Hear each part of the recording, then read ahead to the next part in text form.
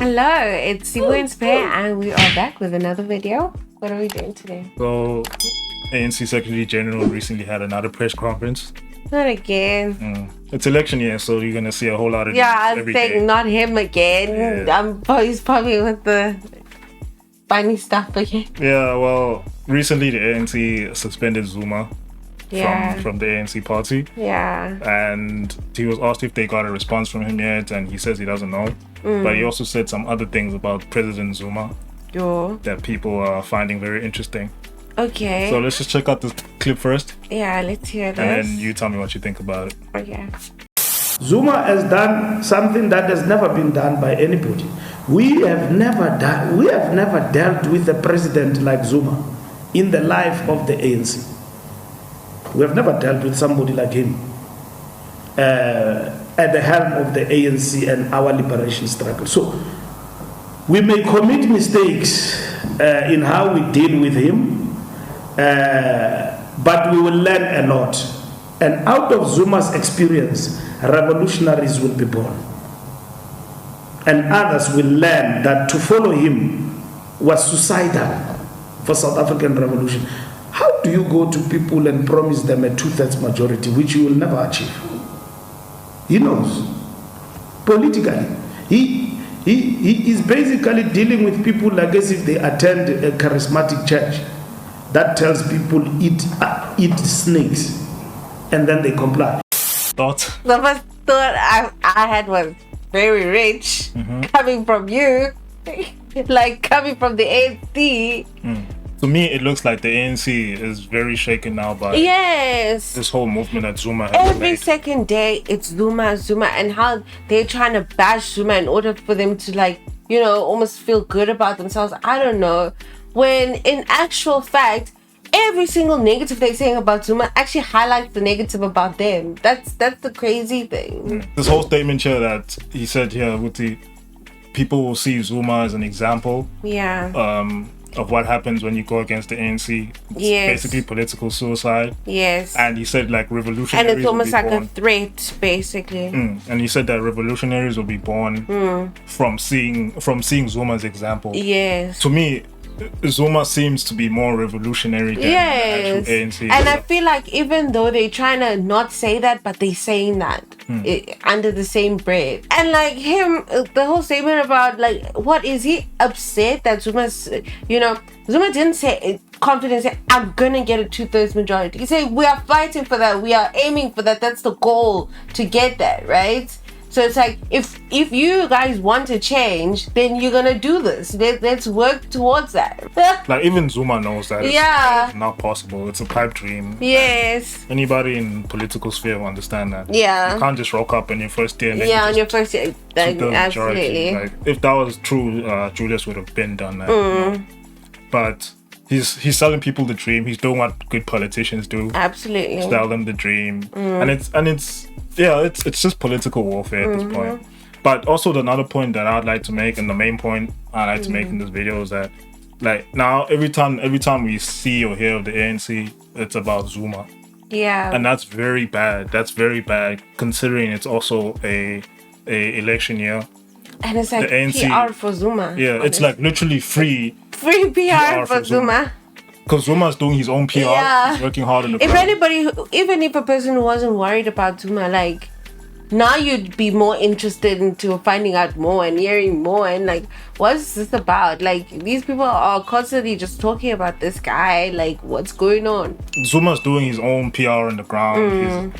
He's going to various cities and talking to the people there. Yeah. Like a politician should. And then you're also having this free press from like the biggest political party in the country constantly talking about you. Absolutely. And trying to make you look bad, but they don't understand by them just constantly talking about you. They're giving you free press. Yes. So this is very dangerous for the ANC, because if the ANC doesn't shift the focus away from Zuma and shift their focus, but the thing is, every time the focus comes on them, it's about what have you done? What have you know what I'm saying? So they kind of also in a weird position. Like they can't answer those questions, so they try to divert the attention from them onto something else, which is obviously Zuma in this case. It's a bad strategy. Yeah, unfortunately, that's actually gonna make the situation worse. But they don't have the answers. That's a problem. They don't have the answers, and people want answers. So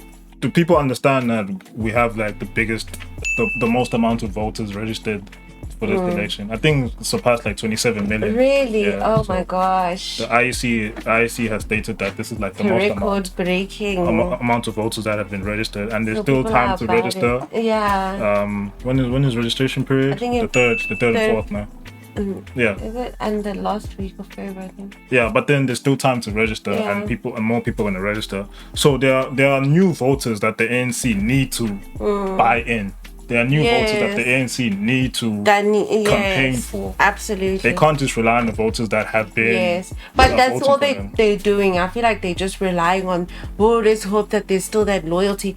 I don't feel like they're trying hard in terms of their campaigning at all. So the reason why I think they're so shaken by MK Party and Zuma specifically is because Zuma has literally stripped away their KZN vote. Yes. A large part of which their KZN they know vote. is a large amount. So Zuma has the potential to really shift the election and push the ANC to under 50% voting majority, which will force them to either be in a coalition or lose power outright. Yeah. So, but either way, they're gonna get seats. I feel like.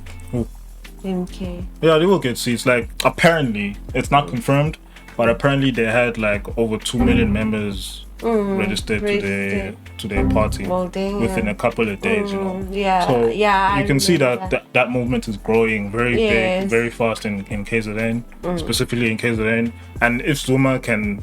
And also the MK party itself, if they can control like KZN and work their way out from there. Yeah, so back to the point, like there's so many new voters, and on top of that, ANC are losing voters like by the day. ANC need to focus on their political campaign.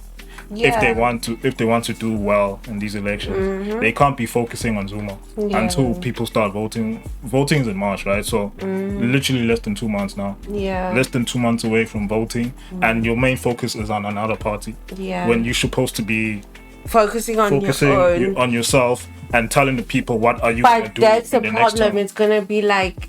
I feel like they know, like at this point it doesn't happen. So you don't like, because it's like you're just gonna sell dreams again that you've been selling. That's what you gotta do. What new is ANC gonna do? That's what you need. That's what they need to do. They need to shift the narrative away from that we haven't heard every election. They need to shift the narrative away from people asking what have you done in the last 30 years and shift and focus the narrative on what they're going to do in the next 30 but years. Then every time they play something, people always say, but you've had so long to do this, or like, but no, you know what I'm saying? Yeah, like, but that's their best campaign strategy, because there's nothing else they can do, and this thing of focusing on Zuma is not going to get them anywhere. It's actually going to make them lose voters. Every day you see the ANC and it's about Zuma, they're losing voters. And you hear the people's attitude even on socials, like, hey, they're just talking about Zuma, you know what I'm saying? That it's very dangerous, and I'm quite shocked that the political leaders are not aware of this, what they're actually doing by focusing. It just shows that it's just bad all around there, to be honest. And it's SG himself needs to just start talking. That would be the best thing for the ANC. He needs to just stop talking and let Cyril talk at least, because Cyril can lie his way through anything. Yeah, Cyril will still he will still say something and then leave you to think about it, like after, like he didn't say anything, or like, you know what I'm saying, but he can make it through the conversation. It was just that ANC need to focus on campaigning. Did you see on social media that they recruited Skomod in Limpopo? Yes, I saw to that. Campaign for the ANC. So that's their way of trying to gain youth votes there in Limpopo. Touché. Which probably will work because people really love Skomod. Yeah.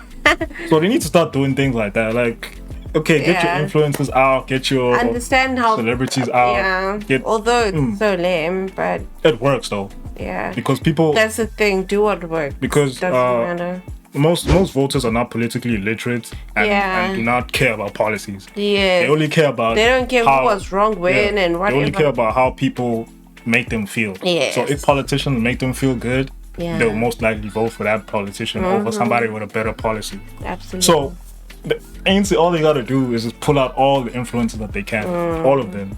Landuscomo, the Landushabishiti, get all these guys to campaign for them online or whatever. Pay them millions even if they have to. Get the youth by them and campaign.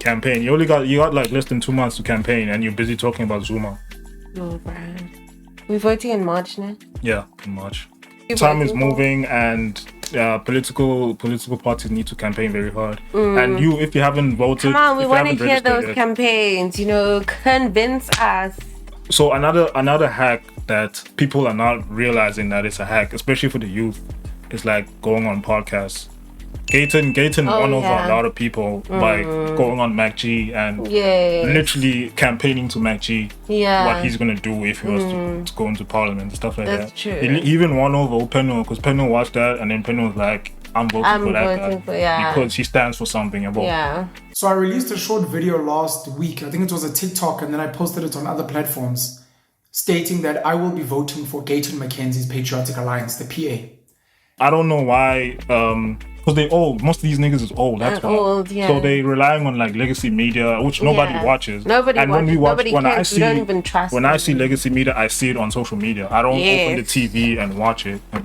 So when I see all these clips, I see it on social media. So another hack that politicians are not seeing is going on podcasts, very popular podcasts, and campaigning on the podcast, saying, okay, this is our vision, this is what we're going to do, this is what we stand for. And then people will have a better understanding of what you're trying to do, and you can potentially get thousands, if not hundreds of thousands of new voters that way.